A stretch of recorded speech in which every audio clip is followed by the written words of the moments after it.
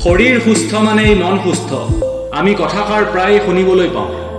কিন্তু আসল কথাটো ঠিক উল্টা ধৰণৰ আপোনাৰ মনটো সুস্থ থাকিলেহে আপোনাৰ শৰীৰ সুস্থ থাকিব আৰু সকলো বস্তু সুস্থ হ'ব আজিকালি মানুহৰ বিভিন্ন ধৰণৰ শাৰীৰিক মানসিক সমস্যা আজিৰ দিনত এনেকুৱা এজন মানুহ ওলাব যি সম্পূৰ্ণৰূপে সুস্থ অৱস্থাত আছে কিবা নহয় কিবা প্ৰব্লেম আছে কিন্তু হয়তো আপোনালোক বহুতেই নাজানে যে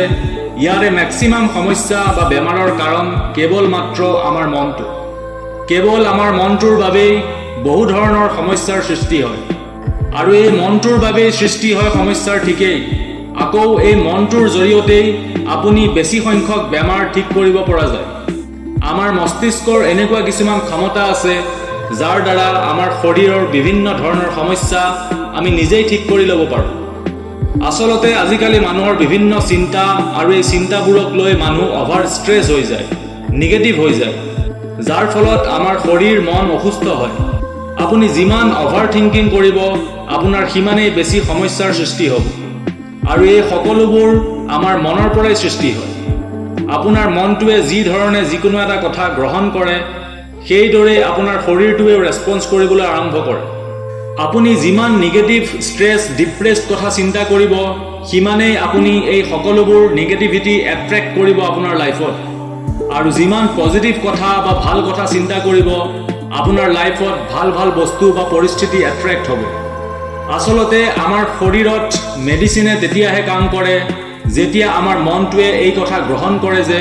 মই এতিয়া মেডিচিন লৈছোঁ গতিকে মই সুস্থ হৈ যাম নিজৰ মনটোৱে পজিটিভভাৱে যেতিয়া কথাটো ল'ব একচেপ্ট কৰিব তেতিয়াহে মেডিচিনেও কাম কৰে আপোনাৰ মনটোতকৈ শক্তিশালী বেলেগ আৰু একো বস্তু নাই নিজৰ মনৰ বলত পৃথিৱীত বিভিন্ন মানুহে অসাধ্য কাম কৰি দেখুৱাইছে অসম্ভৱক সম্ভৱ কৰি দেখুৱাইছে আপোনাৰ মনটোৰ এক অদ্ভুত শক্তি আছে যাৰ ওপৰত বৰ্তমানো বিভিন্ন ৰিচাৰ্চ চলি আছে আমাৰ মাইণ্ড দুটা থাকে এটা কনচিয়াছ মাইণ্ড আৰু এটা সাবকনচিয়াছ মাইণ্ড অৰ্থাৎ এটা চেতন মন আৰু এটা অৱচেতন মন আৰু এই দুইটাৰ ভিতৰত সকলোতকৈ শক্তিশালী হৈছে আমাৰ সাবকনচিয়াছ মাইণ্ড অৰ্থাৎ অৱচেতন মন আমি জাগি থকা অৱস্থাত বৰ্তমান আমাৰ কনচিয়াছ মাইণ্ডে কাম কৰি আছে আৰু আমি শোৱাৰ পিছত যেতিয়া কনচিয়াছ মাইণ্ড শুই যাব তেতিয়া আমাৰ সাবকনচিয়াছ মাইণ্ড অৰ্থাৎ আমাৰ অৱচেতন মন এক্টিভ হয় আৰু আমি নজনাকৈয়ে সাবকনচিয়াছ মাইণ্ডে আমি ভাবি থকা চিন্তা কৰি থকা যিকোনো কথাত পজিটিভ হওক বা নিগেটিভ ই নিজৰ মাজত সোমোৱাই লয় ৰিচিভ কৰি লয় আৰু লাহে লাহে এই সকলোবোৰ কথা আমাৰ মাজত প্ৰকট হ'বলৈ ধৰে আমি গম নোপোৱাকৈয়ে এই কথাবিলাকৰ একশ্যন আৰম্ভ হয় ই পজিটিভ কথাও হ'ব পাৰে বা নিগেটিভ কথাও হ'ব পাৰে সাবকনচিয়াছ মাইণ্ডে পজিটিভ বা নিগেটিভ বুজি নাপায় ই মাত্ৰ সকলো কথা নিজৰ মাজত সোমোৱাই লয় আৰু সেইমতে আপুনি ৰিজাল্ট পায় আৰু এই সাবকনচিয়াছ মাইণ্ড বা অৱচেতন মন ইমানেই শক্তিশালী যে ই কনচিয়াছ মাইণ্ড বা চেতন মনকো প্ৰভাৱিত কৰিব পাৰে আচলতে এই গোটেই কথাখিনি বহুত জটিল ইয়াক এটা সৰু ভিডিঅ'ৰ জৰিয়তে বুজাব পৰাটো সম্ভৱ নহয় গতিকে আপুনি সহজভাৱে এইদৰেই বুজি লওক যে আপুনি চেতন অৱস্থাত যিমান পজিটিভ বা নিগেটিভ কথা চিন্তা কৰিব সেই সকলো কথা লাহে লাহে আপোনাৰ অৱচেতন মনত প্ৰৱেশ কৰে আৰু আপোনাৰ জীৱনটোক প্ৰভাৱিত কৰিবলৈ লয় আপোনাৰ শৰীৰ আৰু চেতন মনক প্ৰভাৱিত কৰিবলৈ লয়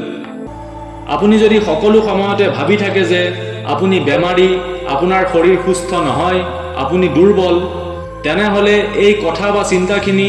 আপোনাৰ চেতন মনৰ পৰা গৈ আপোনাৰ অৱচেতন মনত প্ৰৱেশ কৰে আৰু তেতিয়াই অৱচেতন মনৰ শক্তিয়ে ইয়াক সঁচা কৰি তোলে সেইবাবে আপুনি যিমান পাৰে সদায় পজিটিভ কথা চিন্তা কৰিব নিগেটিভ কথা কেতিয়াও নাভাবিব পজিটিভ কথা চিন্তা কৰিলে সাবকনচিয়াছ মাইণ্ডত পজিটিভ ইনফৰমেশ্যন যাব আৰু আপোনাৰ ৰিজাল্টটো পজিটিভ হ'ব আপোনাৰ জীৱনত পজিটিভ প্ৰভাৱ পৰিব কাৰণ সাবকনচিয়াছ মাইণ্ডৰ শক্তি ইমানেই বেছি যে ই পজিটিভ বা নিগেটিভ ভেদ নকৰাকৈ চিধাই কামত লাগি যায় এয়া মই কোৱা কথা নহয় পৃথিৱীৰ বিভিন্ন আগশাৰীৰ বিজ্ঞানীয়ে বিভিন্ন সময়ত বিভিন্ন ৰিচাৰ্চ কৰি এই কথা প্ৰমাণ কৰিছে যে আমাৰ মনটোৰ এক অদ্ভুত ক্ষমতা আছে যি অসম্ভৱক সম্ভৱ কৰিব পাৰে যি নিজৰ শৰীৰক সুস্থ কৰি তুলিব পাৰে নিজেই এবাৰ এটা ৰিচাৰ্চত বিজ্ঞানীসকলে একেধৰণৰ কেইজনমান ৰোগীক দুটা ভাগত ভাগ কৰি দুটা গ্ৰুপতে সেম মেডিচিন দিলে। এটা গ্ৰুপক সঁচা মেডিচিন দিলে আৰু এটা গ্ৰুপক ফেক বা মিছা মেডিচিন দিলে, অৰ্থাৎ নকল মেডিচিন দিলে। এক নিৰ্দিষ্ট সময়ৰ পিছত দুইটা গ্ৰুপক যেতিয়া পৰীক্ষা কৰা হ'ল, দেখা পোৱা গ'ল যে দুটা গ্ৰুপৰ ৰিজাল্ট প্ৰায় সমান। অৰ্থাৎ সঁচা মেডিচিন দিয়া আৰু নকলি মেডিচিন দিয়া সকলোৱে সুস্থ হৈ পৰিছে। কিন্তু এইটো কেনেকৈ সম্ভৱ হ'ল? নকলি মেডিচিন দিয়া গ্ৰুপৰ বেমাৰী সুস্থ কেনেকৈ হ'ল? আচলতে যেতিয়া আমাৰ মনটোৱে এই কথা মানি লয় বা বিশ্বাস কৰি লয় যে মই এতিয়া মেডিচিন লৈছোঁ, গতিকে মই সুস্থ হৈ যাম, এইদৰে মনটোৱে বিশ্বাস কৰাৰ লগে লগে আমাৰ মস্তিষ্কৰ পৰা কিছুমান কেমিকেল ৰিলিজ হয়, যাৰ ফলত আমি সুস্থ হৈ উঠোঁ। আৰু এই ইফেক্টটোক প্লেচিবো ইফেক্ট বুলি কোৱা হয়। গতিকে যিয়ে হওক বাৰু, মাত্ৰ এটা কথা মনত ৰাখিব যে আমাৰ মনটোতকৈ শক্তিশালী আৰু একো নাই। ই কিমান শক্তিশালী তাক এতিয়াও ভালকৈ বুজিব পৰা হোৱা নাই। তথাপি আপুনি নিজৰ মনটোত সদায় পজিটিভ আৰু ভাল কথা আনিব। আপুনি যিমান পজিটিভভাৱে চিন্তা কৰিব, আপোনাৰ লাইফটো সিমানেই পজিটিভ হ'ব। এইটো একেবাৰে সঁচা কথা। গতিকে সদায় পজিটিভ আৰু সুস্থ থাকিবলৈ নিজৰ মনটোক শক্তিশালী কৰক আৰু মনটোক ভাগি পৰিব নিদিব। আপোনাৰ মনটোৱেই নিৰ্ধাৰণ কৰে যে আপুনি সুখী থাকিব নে দুখী। ধন্যবাদ।